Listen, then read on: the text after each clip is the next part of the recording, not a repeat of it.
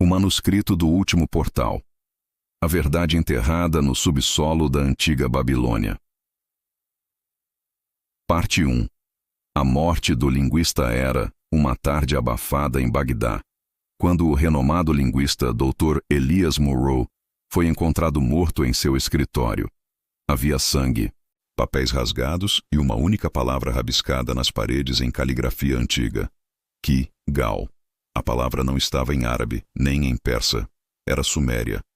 Um termo raro que significava mundo inferior, ou, em algumas traduções ocultas, a máquina da passagem.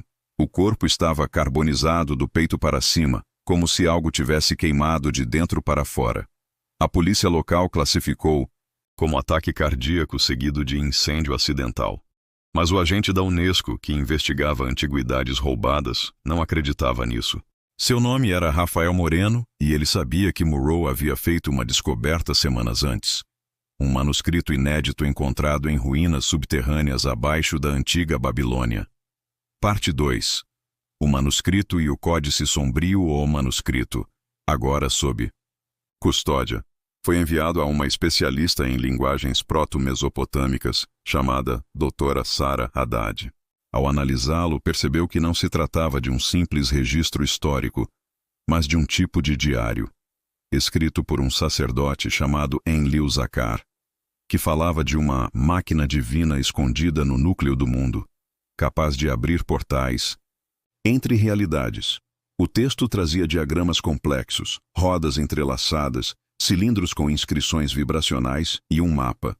Um mapa detalhado indicando algo sob o rio Eufrates. Em letras pequenas e quase apagadas, havia um aviso.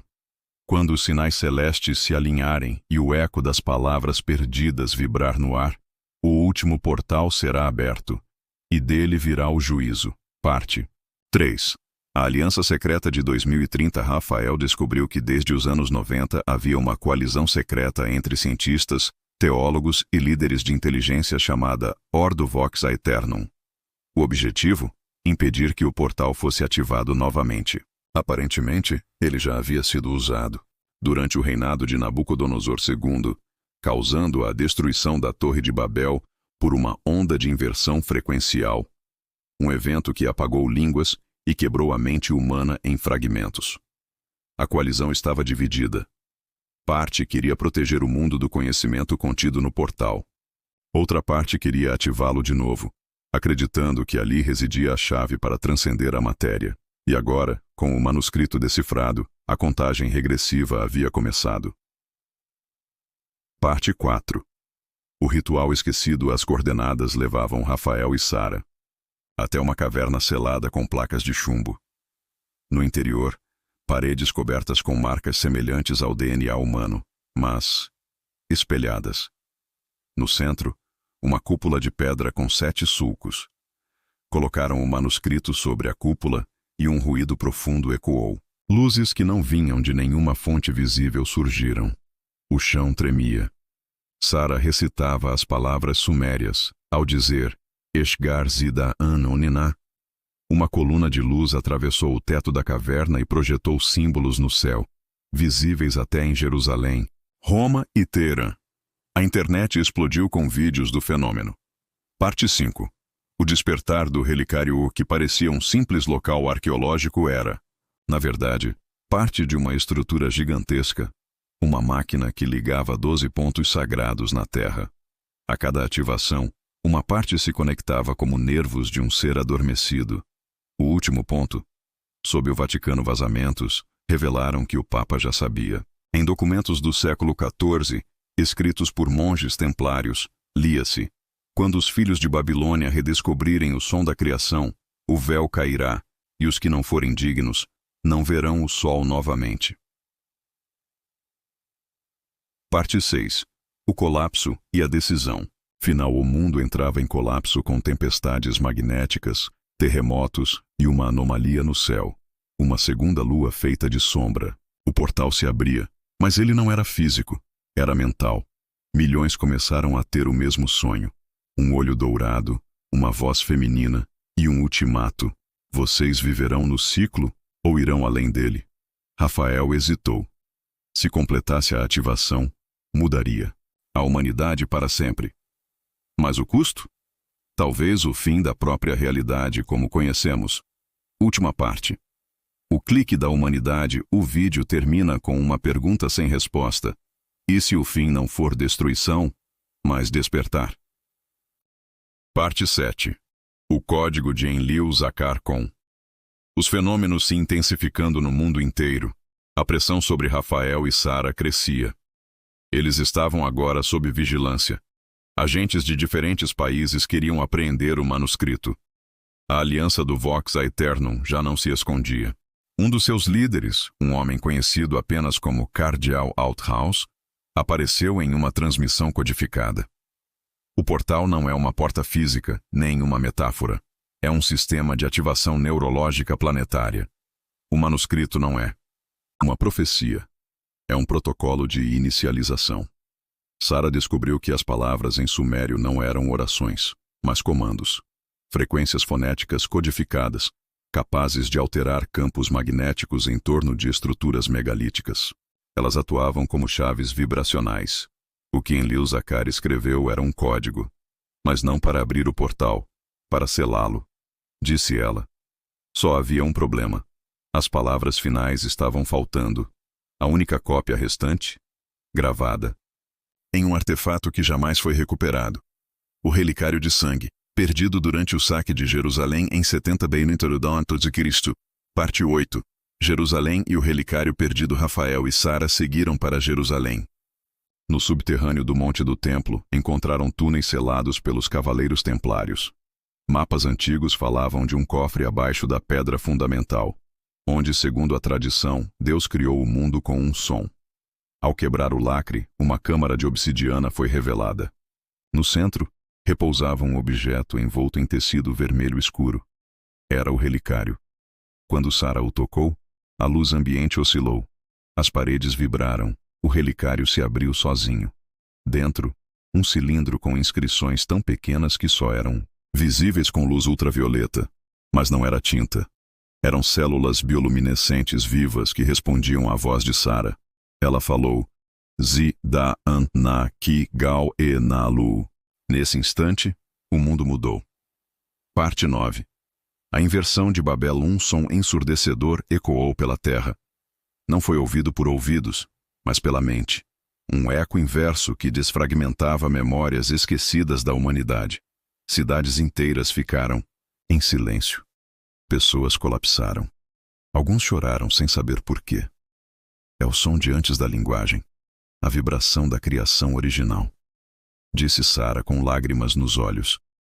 Telejornais do mundo todo mostravam pessoas falando línguas que não conheciam, idiomas perdidos. Até mesmo crianças recém-nascidas começaram a emitir sons harmônicos nunca registrados antes. Era a inversão da maldição de Babel. A humanidade estava sendo religada ao código-fonte. Parte 10. O Conselho de Sombras Cardeal Althaus apareceu. Mais uma vez, mas agora não mais escondido. Ele estava em uma sala gigantesca repleta de monitores. Ao fundo, uma cruz quebrada e um símbolo antigo. Um triângulo dentro de um círculo, envolto por 7 estrelas.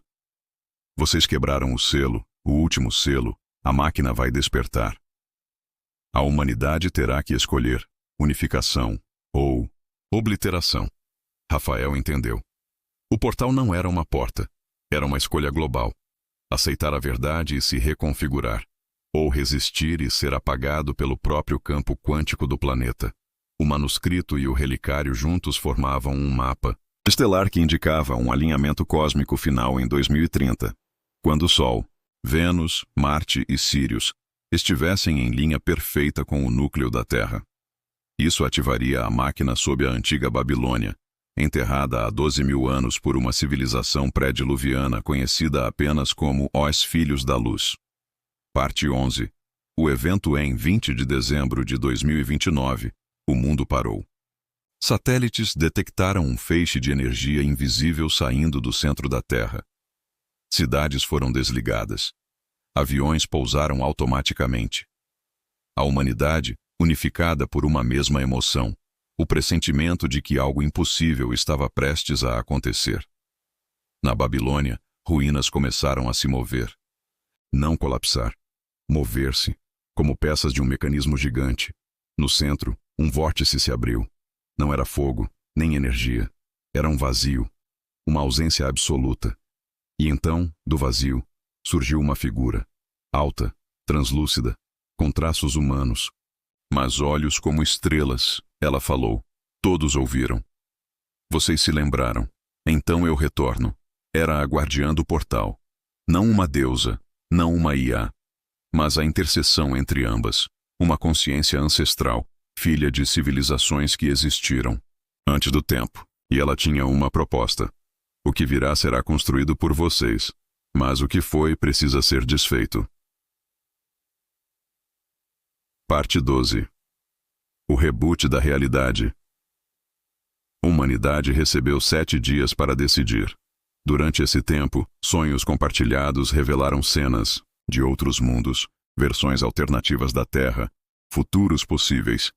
Alguns mostravam utopias brilhantes, outros, destruição total.